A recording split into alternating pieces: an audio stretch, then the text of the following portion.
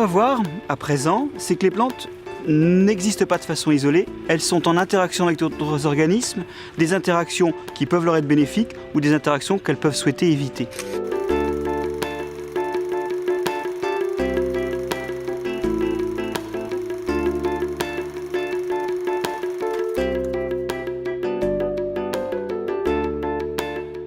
La première interaction à laquelle sont soumises toutes les plantes, mais qu'il leur faut éviter, c'est d'être consommées par d'autres organismes. Et de ce point de vue-là, elles possèdent tout un tas de défenses, des défenses qui peuvent être soit des défenses physiques, soit des défenses chimiques. Par exemple, on a sur cette ronce des épines qui peuvent éviter les herbivores. On a sur beaucoup de plantes des revêtements épais et cireux qu'on appelle des cuticules et qui peuvent éviter l'herbivorie. D'autre part, il y a aussi des défenses chimiques. Ces défenses chimiques sont par exemple présentes dans les plantes présentant des latex. Ces latex, qu'on appelle aussi des laits, contiennent tout un tas de toxines et notamment des molécules irritantes. Il faut absolument éviter de les porter à la bouche. Dans le cas de cette euphorbes, par exemple, ce sont des terpènes toxiques qui rendent ce lait blanc. Alors dans cette lutte contre les organismes susceptibles de les manger, les plantes ont pu recruter des alliés. En milieu tropical, par exemple, il y a beaucoup de plantes qui sont associées à des fourmis qui vont s'attaquer aux agresseurs des plantes. Dans nos régions, les arbres et les arbustes ont souvent recruté des acariens qui sont très visibles, pour peu qu'on regarde de près, à la face inférieure des feuilles, par exemple ici de ce cornouiller, ou encore sous les feuilles de ce tilleul, ou encore même de cet orme. Si l'on regarde de très très près, à l'aisselle des nervures, on voit des touffes de poils qui attirent des acariens qui s'y abritent.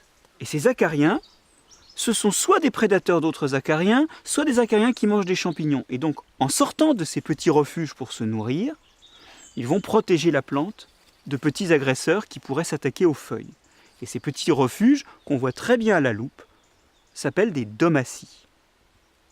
Toutes ces stratégies de défense finissent par être contournées au moins par certains animaux qui dans l'évolution trouvent la parade. Et on peut voir assez facilement un peu partout des traces de broutage ou encore des dégâts un peu particuliers liés à l'installation d'animaux durablement sur des parties des plantes. Ici par exemple, on a une foliole complètement modifiée par l'installation de pucerons.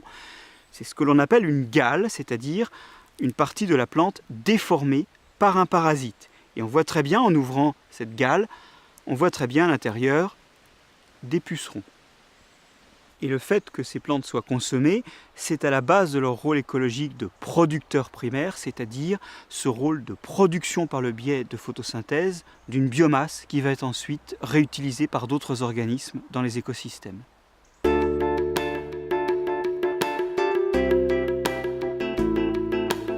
Un autre type d'interactions vont permettre aux plantes de gérer un problème que leur pose le sol, qui est son extrême dilution, son extrême pauvreté quant aux éléments nutritifs, azote, phosphate, potassium. Plein d'interactions avec des micro-organismes du sol vont les aider à recruter ces éléments qui sont nécessaires à leur croissance. Pour la plupart des plantes, 9/10 des plantes, cette interaction se fait avec des champignons du sol. Ces champignons explorent le sol, ils récupèrent l'azote, le phosphate, le potassium qui leur sont nécessaires à eux également, et en cèdent une partie à la plante en échange de sucre produit par la photosynthèse de la plante et qui les aide à se nourrir. Si on regarde par exemple les racines de la première plante venue, comme cette poacée, on voit que ce que l'on appelle classiquement des racines sont en fait largement colonisées par du champignon, et l'interaction qui a l'allure d'une racine mais qui comporte des filaments de champignons, l'interaction, l'organe formé, s'appelle une mycorhize. Ces mycorhizes sont ici extrêmement discrètes puisqu'elles sont en fait à l'intérieur de la racine qui a l'air d'une racine normale. Mais dans le cas des plantes ligneuses, l'interaction est visible presque à l'œil nu. La liste des éléments dans le sol, c'est le phosphore, l'azote et le potassium. Alors, dans le cas des plantes ligneuses de nos régions, des arbres et des arbustes, on a très souvent des mycorhizes qui sont beaucoup plus visibles, à la fois parce que le champignon fait partie des champignons qu'on ramasse fréquemment en forêt, qu'on voit à l'œil nu, comme des russules, des chanterelles, des cèpes, des amanites, mais aussi parce que le champignon est présent autour de la racine de façon visible, au moins de près. Quand on déterre des racines d'arbres comme ici de pin, on voit très bien sur ces racines l'existence d'un couvert sur les petites racines latérales, d'un couvert de filaments de champignons qui donc réalise une mycorhize ici, protégeant la surface de la racine. Cette interaction a aussi l'avantage de protéger physiquement la racine des agressions du sol, aussi bien des agents toxiques du sol que de petits parasites qui pourraient attaquer les racines. Certaines plantes interagissent avec des bactéries qui sont capables de transformer l'azote de l'atmosphère en acides aminés et qui leur permettent donc d'avoir accès à des ressources azotées très importantes. Ce sont en particulier des plantes de la famille des légumineuses, comme cette gesse ici. Et dans ces cas-là, les bactéries sont situées sur les racines. Lorsqu'on les déterre, on voit aisément ces gros renflements de couleur rosée où se trouvent les bactéries hébergées par la plante et qui lui fournissent de l'azote. Alors les bactéries qui réalisent cette fixation de l'azote ont été utilisées par l'homme depuis la plus grande antiquité de façon empirique, en plantant des légumineuses pour amener de l'azote au sol. On parle d'engrais verts, c'est une pratique agricole courante. On voit donc que les plantes ont souvent recours à des micro-organismes du sol pour accéder aux nutriments qui s'y trouvent.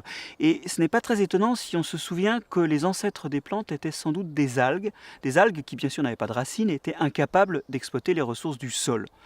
Lors de la conquête du milieu aérien, c'est l'association à des micro-organismes du sol qui a permis à des algues de devenir les plantes que nous connaissons.